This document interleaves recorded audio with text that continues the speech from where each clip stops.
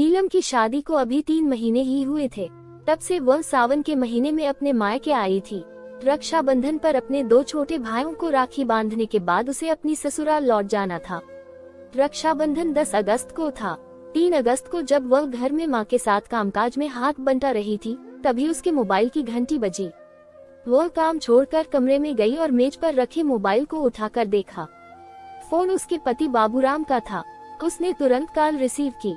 उसके हेलो कहते ही बाबूराम की आवाज सुनाई दी, नीलम तुम दातागंज आ जाओ, मैं तुम्हें गोपाल सिद्ध का मेला दिखाकर लाऊंगा। नीलम ने बहाना बनाकर उसे टालना चाहा तो बाबूराम बोला, देखो नीलम, ऐसा मौका बार बार नहीं आएगा, इसलिए आ जाओ, मैं तुम्हारा इंतजार कर रहा हूँ। बाबूराम ने अधिकार भरे शब्दों में अपनी बात कहकर जगह बता दी और फोन काट दिया। नीलम को बाबूराम पर बिल्कुल भरोसा नहीं था। 3 महीने में वह उसे जितना जान पाई थी, उससे उसे लगता था कि बाबूराम उसे पसंद नहीं करता, लेकिन वह उसका पति था और जिद कर रहा था, इसलिए जाना उसकी मजबूरी थी। उसने अपनी मां को बताया और फिर अपनी छोटी बहन संगीता को साइकिल पर बैठाकर दातागंज चली गई। जब देर शाम होने पर भी नीलम संगीता के साथ वापस नहीं लौटी तो उसकी मां को चिंता हुई। मां ने यह बात अपने पति हरभजन को बताई तो उन्होंने नीलम और संगीता की खोजबीन शुरू की। नीलम की ससुराल में फोन करके पता किया तो वे दोनों वहां भी नहीं गई थी। बाबूराम भी घर पर नहीं था। हरभजन का परिवार बदायूं जिले के थाना दातागंज क्षेत्र के गांव केशोपुर में रहता था। उसकी 2 बेटियां थीं और 2 बेटे। जब 2 दिनों तक खोजबीन करने के बाद भी बेटियों का कोई सुराग नहीं मिला तो उसने थाना दातागंज में बाबूराम के विरुद्ध भादमवी की धारा 364 के तहत अपहरण का मुकदमा दर्ज करा दिया। बाबूराम के खिलाफ रिपोर्ट इसलिए लिखाई क्योंकि उसी ने फोन करके नीलम को दातागंज बुलाया था। दातागंज के थाना प्रभारी विपिन कुमार ने बाबूराम के बरेली के थाना कैंट क्षेत्र के गांव भाऊपुर स्थित घर पर दबिश दी तो वह घर पर नहीं मिला। इस पर विपिन कुमार ने बाबूराम के मोबाइल नंबर को सर्विलांस पर लगवा दिया। 9 अगस्त को विपिन कुमार को बाबूराम के धौलाघाट पुल पर होने की सूचना मिली तो वह पुलिस टीम के साथ वहां जा पहुंचे। बाबूराम वहां मिल गया। पुलिस उसे गिरफ्तार करके थाने ले आई। थाने में जब उससे पूछताछ की गई तो उसने बताया कि उसने अपनी पत्नी नीलम और साली की उनके ही दुपट्टे से गला घोंटकर हत्या कर दी थी और दोनों की लाशें ढका गांव में उसके मामा के गन्ने के खेत में पड़ी हैं। ढका गांव दातागंज से 40 किलोमीटर की दूरी पर था और जिला बरेली के थाना विशारदगंज क्षेत्र में आता था। थाना प्रभारी विपिन कुमार अपनी टीम के साथ उसे लेकर विशारदगंज गए। वहां से वह स्थानीय पुलिस के साथ ढका गांव पहुंचे। बाबूराम के मामा के खेत में खोजबीन की गई तो नीलम और संगीता की सड़ी गली लाशें कंकालनुमा हालत में मिली। पुलिस ने प्राथमिक कार्रवाई करके दोनों लाशों को पोस्टमार्टम के लिए मोर्चरी भेज दिया। इसके बाद दातागंज पुलिस बाबूराम को लेकर थाने आ गई। थाने में पूछताछ के दौरान बाबूराम ने हत्या के पीछे की जो कहानी बताई वह नाजायज रिश्ते को अपनी जिंदगी समझने वाले एक शख्स के खूनी खेल की कहानी थी, जिसमें उसका शिकार बनी उसकी जीवन संगिनी और निर्दोष साली। महानगर बरेली के थाना के क्षेत्र के गांव भाऊपुर निवासी खंजनलाल किसान का सबसे छोटा बेटा था बाबूराम। पेशे से किसान हरभजन के पास 7 बीघा जमीन थी। उसी से उसके पूरे परिवार का भरण पोषण होता था। बाबूराम ने इंटर तक पढ़ाई की थी। इसके बाद वह पिता के साथ खेती के काम में हाथ बटाने लगा था। बाबूराम की ननिहाल बरेली के ढका गांव में थी। उसके मामा की 3 बेटियां थीं, जिनमें गीता परिवर्तित नाम सबसे बड़ी थी।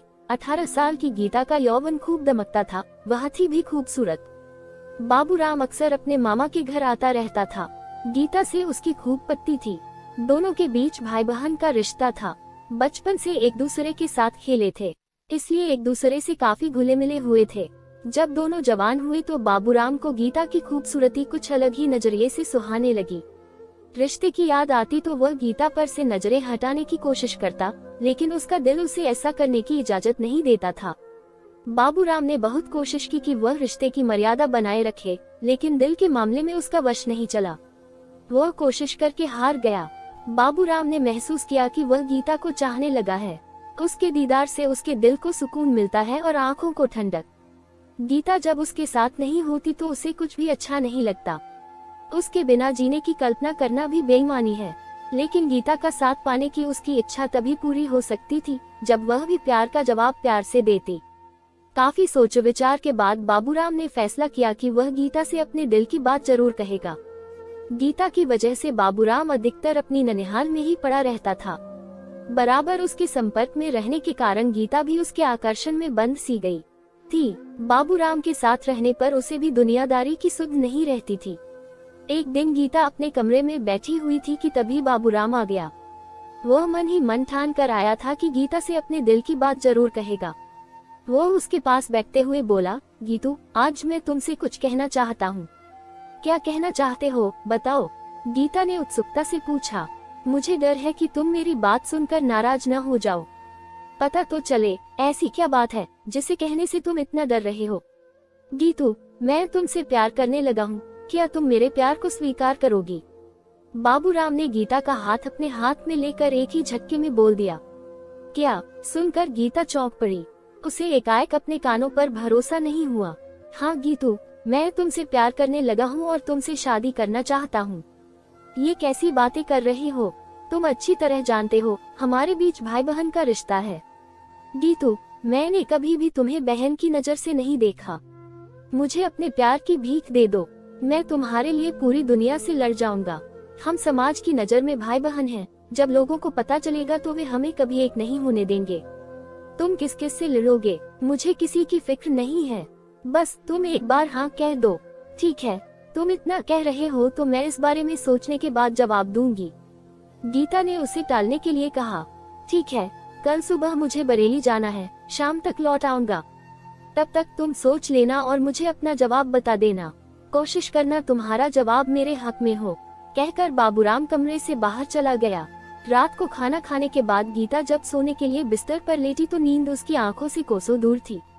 उसके कानों में बाबूराम के शब्द गूंज रहे थे। उसने अपने दिल में झांकने की कोशिश की तो उसे लगा कि वह भी जाने अनजाने में बाबूराम से प्यार करती है, लेकिन भाई बहन के रिश्ते के भय से अपने प्यार का इजहार नहीं कर पा रही है। अब जब बाबूराम प्यार की बात कर रहा है तो उसे पीछे नहीं हटना चाहिए। जिंदगी में सच्चा प्यार हर किसी को नहीं मिलता, ऐसे में वह बाबूराम के प्यार को क्यों ठुकराए। काफी सोच विचार कर उसने फैसला कर लिया कि उसे क्या करना है।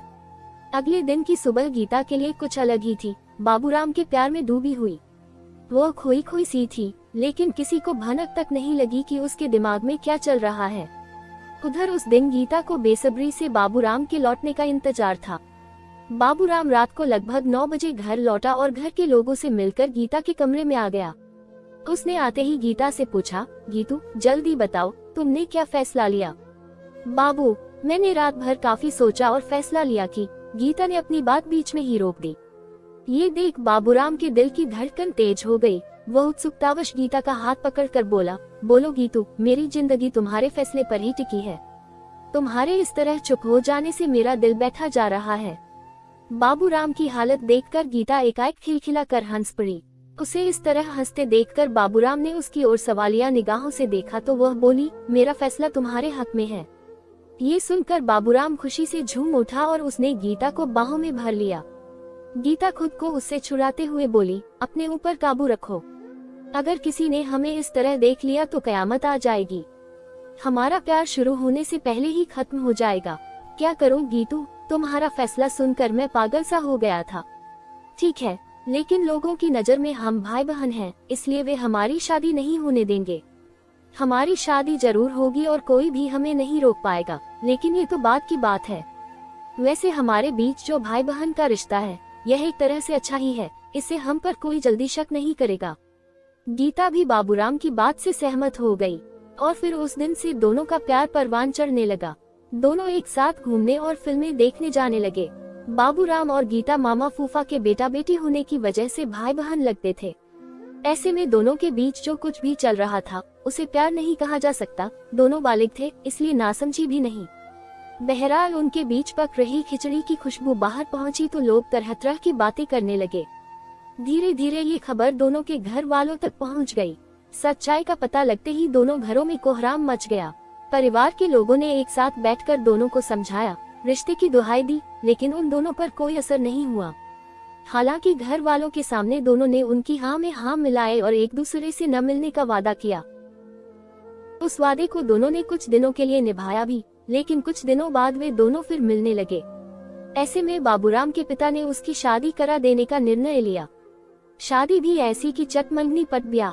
भाऊपुर गांव के ही एक परिचित ने उन्हें बदायूं जिले के गांव केशवपुर निवासी हरभजन की बेटी नीलम के बारे में बताया। ये बताने वाला परिचित हरभजन का एक रिश्तेदार था। नीलम को घर में पूनम के नाम से बुलाते थे। वह दातागंज के चिरौंजी लाल इंटर कॉलेज में इंटर की छात्रा थी। नीलम बहुत ही सरल व शांत स्वभाव की युवती थी।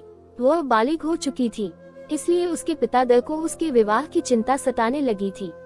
जब नीलम के लिए बाबूराम का रिश्ता आया तो वह मना नहीं कर सका।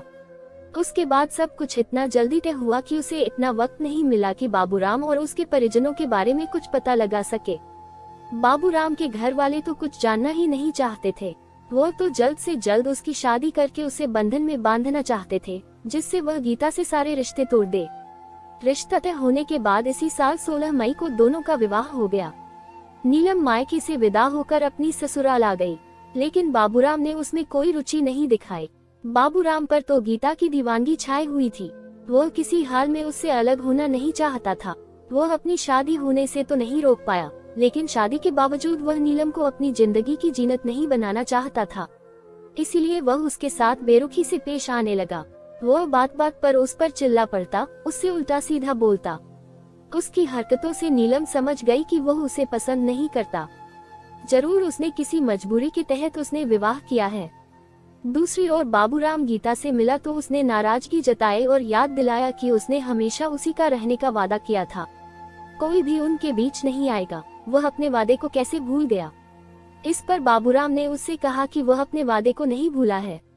उसके अलावा वह किसी और को अपनी जिंदगी नहीं बना सकता। लेकिन जब गीता ने नीलम को अपने रास्ते का रोड़ा बताया तो बाबूराम ने उसने कहा कि वह इस रोड़े को हमेशा के लिए अपने रास्ते से हटा देगा। इसके बाद बाबूराम ने नीलम की हत्या की साजिश रचनी शुरू कर दी। सावन में जब नीलम अपने मायके आई तो बाबूराम ने अपनी साजिश को अंजाम देने का फैसला कर लिया। इसके लिए उसने अपनी प्रेमिका के ही गांव और उसके पिता के खेत को ही नीलम का मृत्यु स्थल चुना। 3 अगस्त को बाबूराम ने नीलम को फोन करके कहा कि वह दातागंज आ जाए। वह उसको गोपाल सिद्ध का मेला दिखाने के लिए साथ ले जाएगा। नीलम ने आनाकानी की, लेकिन बाबूराम नहीं माना। नीलम को उस पर भरोसा पहले से ही नहीं था, इसलिए उसने अपनी बहन संगीता को साथ लिया और उसे साइकिल पर बैठाकर दातागंज पहुंच गई। वहां पहले से तय जगह पर बाबूराम उसे इंतजार करता मिला। वह दहेज में मिली बाइक से आया था। नीलम की साइकिल एक जगह खड़ी करवा कर बाबूराम दोनों बहनों को बाइक पर बैठाकर मेला दिखाने ले गया। जब शाम होने लगी तो वह उन दोनों को बाइक पर साथ लेकर दातागंज से 40 किलोमीटर दूर ढका गांव की ओर चल दिया। नीलम ने पूछा तो उसने कहा कि उसे जरा मामा से काम है। इस बहाने वह मामा व अन्य घर वालों से मिल लेगी। उसके इस जवाब से नीलम चुप हो गई। बाबूराम ने अपने मामा के गन्ने के खेत पर जाकर बाइक रोकी और नीलम को खेत दिखाने के बहाने साथ लेकर खेत के अंदर चला गया। नीलम उस वक्त सलवार कुर्ता पहने थी। उसने अपना दुपट्टा गले में लटका रखा था। खेत के अंदर जाकर बाबूराम ने उसी दुपट्टे से गला घोंटकर उसकी हत्या कर दी। वह बेचारी चीख भी न सकी। इसके बाद वह खेत से निकलकर बाहर आया और संगीता से कहा कि उसकी बहन अंदर गिर गई है और उसके पैर में काफी चोट आई है। ये सुनकर संगीता उसके साथ खेत के अंदर चली गई। अंदर पहुंचते ही बाबूराम ने पीछे से उसी के दुपट्टे से गला घोंटकर उसकी भी हत्या कर दी। संगीता की हत्या करना बाबूराम की मजबूरी थी, क्योंकि अगर वह उसे नहीं मारता तो वह सब कुछ अपने घर वालों को बता देती। इस तरह संगीता बहन के साथ बेवजह मारी गई। दोनों बहनों की लाशों को वहीं पड़ा छोड़कर बाबूराम अपने मामा के घर आ गया। वहां उसने गीता को नीलम और संगीता की हत्या कर देने की बात बता दी। देर रात वह मामा के घर से निकलकर अपने घर पहुंचा। वहां उसे पता चला कि उसके ससुर हरभजन को पता है कि नीलम और संगीता उसके साथ गई थी और वह उनके और उसके बारे में पूछ रहे थे। ये सुनकर बाबूराम को अपने पकड़े जाने का भय सताने लगा तो वह घर से फरार हो गया। लेकिन बाबूराम के गुनाह ने उसका पीछा नहीं छोड़ा और अंततः वह पुलिस की गिरफ्त में आ ही गया। थाना प्रभारी विपिन कुमार ने इस केस में भादमवी की धारा 302/201 और बढ़ा दी। प्राथमिक कानूनी कार्रवाई पूरी करके पुलिस ने बाबूराम को सीजेएम की अदालत में पेश किया, जहां से उसे जेल भेज दिया गया। दोस्तों, अगर आपको मेरी वीडियो पसंद आई तो लाइक सब्सक्राइब करना ना भूलें। धन्यवाद।